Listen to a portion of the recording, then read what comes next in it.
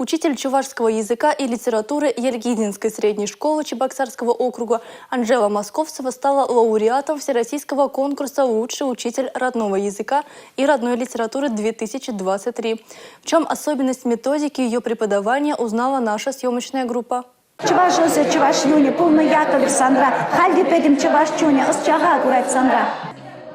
Рэп-урок – уникальный метод, способствующий интересному обучению. Начинается он нестандартно. Анжела Московцева дарит свое сердце ученикам, желает каждому удачи и быть умным и активным. Возможно, это и есть тот секрет, который помог ей стать лауреатом конкурса «Лучший учитель родного языка и литературы».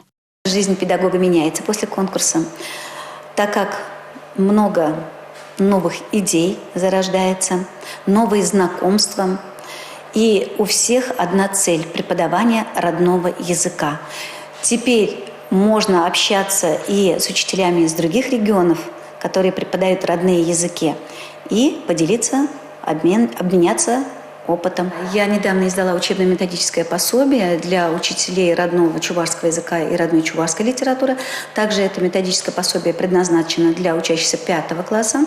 Простая девушка, которая очень хотела учиться, осуществила свою мечту, став учителем. Закончив университет, вернулась преподавать в родную школу. И в течение 21 года, летом на велосипеде, зимой на лыжах, по 12 километров каждый день, спешит на любимую работу. Также она любит танцевать, играть на гармошке, пишет стихи, ведет кружок «Ростки».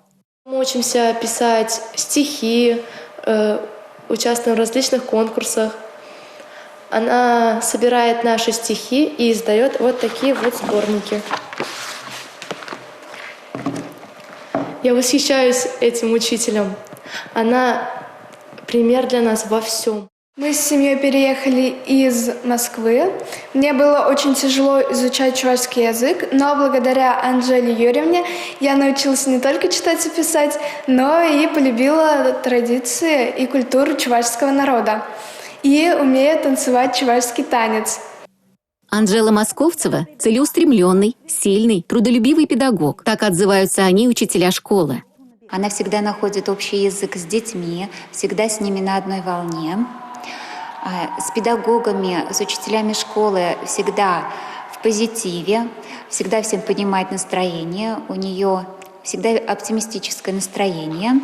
У нее в семье принято разговаривать, сочинять песни, писать стихи только на языке предков. Все трое сыновей – будущие поэты. Бичурин вел пирень мухтав, бичурин вел чон-чон ялав, он яче чон ялав пикех, вельвелькишель шершеве пех.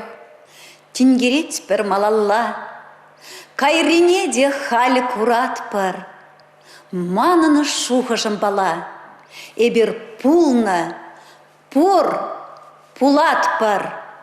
Должно исходить из семьи, чтобы именно в семье разговаривали и не исчез язык наш родной, чтобы он всегда жил и оставался для нашего будущего поколения.